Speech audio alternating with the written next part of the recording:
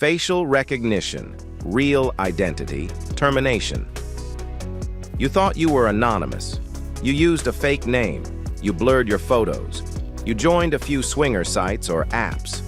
What many professionals underestimate is this: adult lifestyle platforms, including swinger, fetish, cuckold, hot wife, and polyamory sites and apps, are continuously monitored, scraped, and aggregated by third-party data collectors.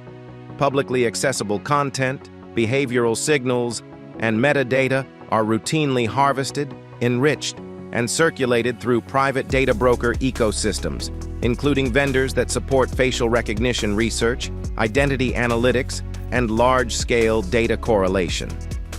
These data sets are then utilized across multiple sectors: corporate risk management, government analysis, private intelligence services, military contracting, and law enforcement intelligence functions, often through indirect sourcing, aggregation, and third-party enrichment.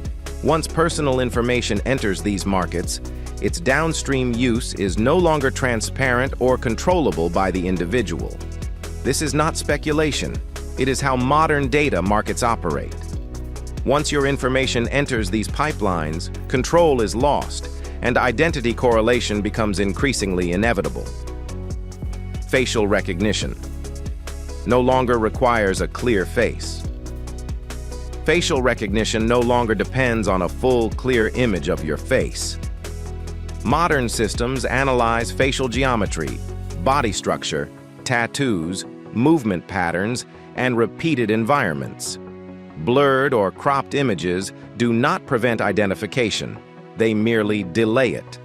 At the same time, adult lifestyle platforms generate some of the most valuable behavioral data available, not because of sex, but because they reveal risk tolerance, judgment patterns, and reputational exposure.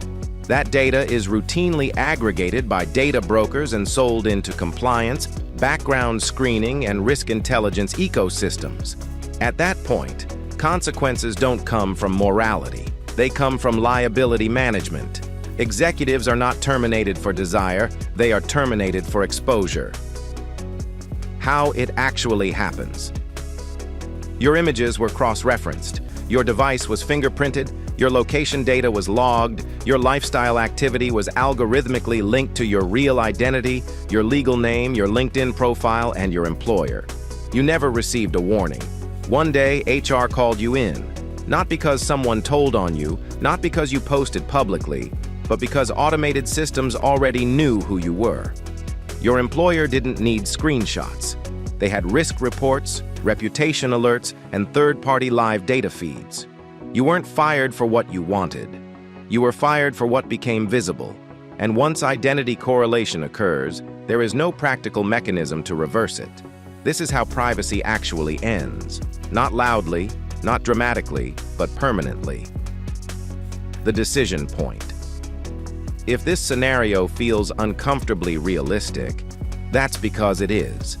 Working professionals don't manage risk by hoping exposure won't happen. They manage it by choosing the right infrastructure. Public social media and lifestyle platforms were never built for discretion, compartmentalization, or reputational protection. They are designed to resolve identity, monetize behavior, and surface risk. Swingers.